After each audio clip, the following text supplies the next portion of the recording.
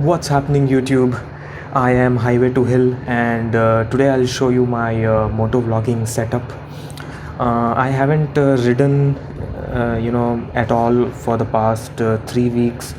Last week I only went out for a really short ride, just a 30-minute ride, because I hadn't really even started my bike for 2 weeks. So I just went for a short ride last week, and that was it. And I mean, during that ride, I saw so many ambulances going up and down, and it was really sad to see, and also pretty scary. So anyway, the lockdown is starting from tomorrow, so stay safe and be at home. So let's begin the video. So when I decided to moto vlog, so my first step was to buy an action camera. Now I decided to get the GoPro because GoPro is the gold standard. It is a action camera that is used by professionals, and I didn't have any other camera in mind. I was very clear that I was going to get the GoPro. So the question was between GoPro 7 and the 8, and the 9 did not release yet, but I heard some rumors that it's going to be a bit more expensive than the 8, and it will also be a bit bigger. So I didn't want that because that will add a lot of unnecessary weight on the helmet. And so it was between the 7 and the 8, and I decided to get the GoPro Hero Black 7. That's what I use. So after getting the GoPro, the question was two things. One is on which helmet I want to use the GoPro, and also where do I want to attach my GoPro. So some people attach on the top of the helmet. Some people I've seen attaching on the side, and then the chin mount. So I went ahead with the chin mount because I think that's a really good gives a really good point of view angle. And I think all of them, I think 99.9% of the people, they use the chin mount. That gives a great view especially when you're riding. Now I was confused on which helmet to use my GoPro. My AGV that time was a pretty new helmet. It was only 6 months old, so I was really hesitant and skeptical, making all these mount attachments. So I thought I would use the MT. So this is an MT blade from 2015. It's almost 6 years old, and I thought I would use only this for moto vlogging, and then I would use the AGV for touring, etc. But the problem is I also want to moto vlog when I'm touring, and I didn't want like two different setups, or keep changing cameras between two helmets, and also trying to carry two different helmets. So finally I decided that I have to put my GoPro setup on my AGV. Now you can see the MT, the chin is kind of curved. It's not flat, but it is curved, and it's easy to paste attachment over here with the 3M tape. But as you can see, the AGV K3, the chin area is really sharp. It's actually like an edge.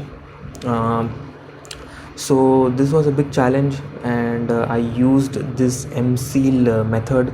So you have to make a block of M-seal and then make a flat surface on top of it, so that this attachment, the GoPro attachment, can stick over here. I was a bit reluctant and bit hesitant to do this because my helmet at that time was pretty new, and as you can see, it doesn't, I mean, the look, I tried my best to give it a good finish, but still it doesn't look so great. But anyway, this was the only method I could think of. I also thought about this thing, the strap, this mount. So first I got this before doing the M-seal method. I got this, and I did some experiments with this. But what happens is, once you put this on the chin and close the visor, Now, because of these straps, it leaves a gap, and air enters into the helmet, and it becomes more noisy and windy. And also the microphone that the lav mic that I'm using is a omnidirectional lav mic, so it picks up sounds from everywhere, and it was picking up a lot of wind noise with this setup, with this mount. And the AGV, I mean, it has a lot of ventilation. It's not a very quiet helmet, it has a lot of ventilation. So the inside the helmet, there is always some noises there. So this setup didn't work for me. Audio, getting the audio right is really important, and I was really struggling with that. My video, I got the angles right, and this mount also, I mean, it's really rock steady mount. I've been using it for the past 1 year. I have had absolutely no problem. My video was initially, when I was doing all the testing, my video was really good, but I was really struggling with the audio. So I got rid of this, and then finally did this M-Seal method. So with this I can mount my GoPro over here, and then my visor also completely closes, seal and shut, so there is not much wind noise inside the helmet when I'm talking.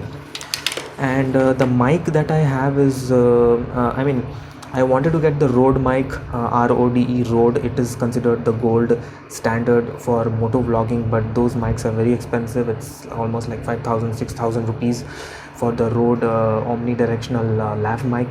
So I went with this other mic. This is called Boya. This is a Boya omnidirectional lav mic. So this is the setup that I'm using.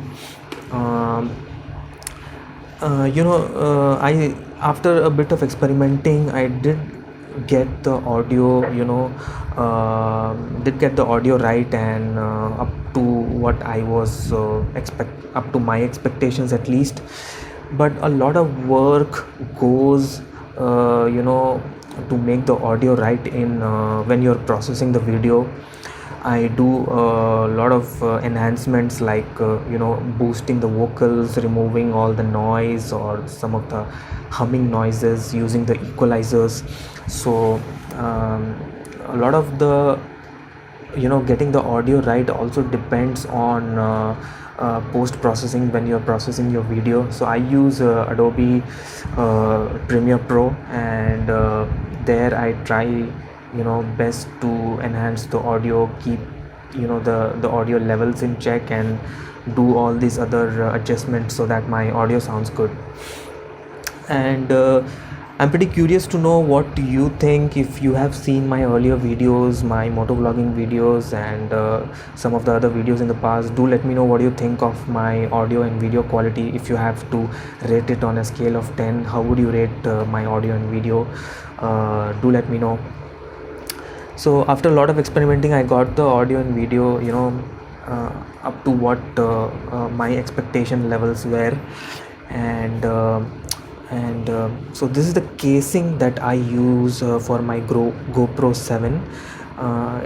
So there are two compartments over here. One is for the GoPro. The GoPro will sit here, and the other one is for the mic adapter. So this is by a company called Ulanzi. If you just put this name on Amazon, you will get quite a lot of accessories.